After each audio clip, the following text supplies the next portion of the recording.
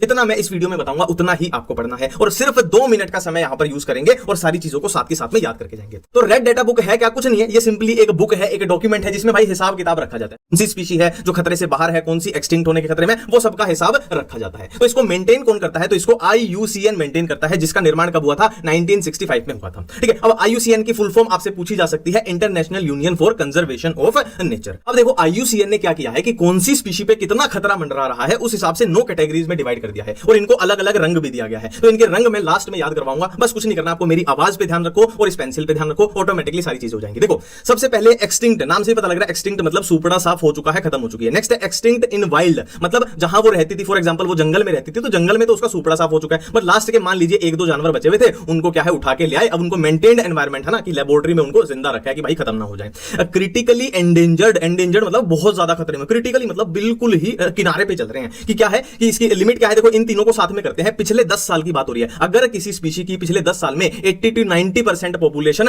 कम हो चुकी है और उसकी कितनी टोटल पूरी दुनिया की बात हो रही है 50 या 50 से भी कम बचे हुए इंडिविजुअल, तो वो क्रिटिकली एंडेंजर्ड हो जाएगी। एंडेंजर्ड में क्या है, ये 50 से 70% कम हो चुकी है पिछले 10 साल में और उसके इंडिविजुअल कितने बचे हुए हैं। फॉर एग्जांपल मान लीजिए टाइगर है, अब दुनिया में 250 ही टाइगर बच गया, उससे भी कम बच गया, तो एंडेंजर्ड में आ जाएगी। वल्नरेबल क्या है, थोड़ी से बेहतर सिचुएशन है कि 30 से 50% पॉपुलेशन कम हो चुकी है पिछले 10 साल में और कितनी संख्या बची हुई है पूरी दुनिया में, 1000 से कम बची हुई है।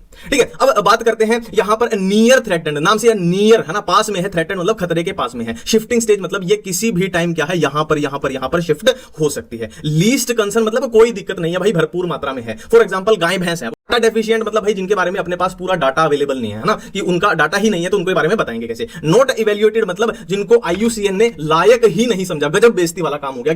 अब बात कर लेते हैं कलर की। देखो कलर से पहले मैं एक छोटी सी बात आपको बताना चाहूंगा, एक वर्ड आ जाएगा थ्रेटन्ड वाला, कि थ्रेटन्ड कौन सी होंगी, तो ये वाली जहां पर पिंक कलर आपको दिखाई दे रहा है ना, ये क्रिटिकली एंडेंजर्ड, एंडेंजर्ड, वल्नरेबल, ये आएंगी तीनों अपनी थ्रेटन्ड वाली की खतरे में है, खतरे में है। ठीक है, अब कलर कैसे याद करें, तो भाई नॉर्मल सी बात है, ग्रीन कलर को अच्छा माना जाता है, लाल कलर को बुरा माना जाता है। ठीक है, लाल मतलब खतरे की घंटी है। अब लाल कलर कम हुआ थोड़ा सा तो ऑरेंज हो गया, उससे थोड़ी रेडनेस कम हुई तो येलो हो गया, फिर क्या है लाइट ग्रीन हो गया, फिर क्या है डार्क ग्रीन हो गया, है ना। तो देख लो स्थिति सुधरती जा रही है, रेड, ऑरेंज, येलो, फिर लाइट ग्रीन, फिर डार्क ग्रीन। ठीक है, अब यहां पर ये है लाइट ग्रे और डार्क ग्रे। अब कई बच्चे सोचेंगे कि भाई ग्रे कलर कहां से ले आया ये पेंसिल का कमाल है, मैंने भी ऐसे सोचा था ग्रे कलर कहां से लाऊं, तो पेंसिल से काम चल गया। ठीक है, एक्सटिंक्ट की बात करें तो ब्लैक, काला है मतलब भाई खत्म ही हो चुकी है, और ये बैंगनी कलर है मतलब देखो काले के आसपास है, मतलब ये है ना थोड़ी थोड़ी उससे मिलती जुलती है।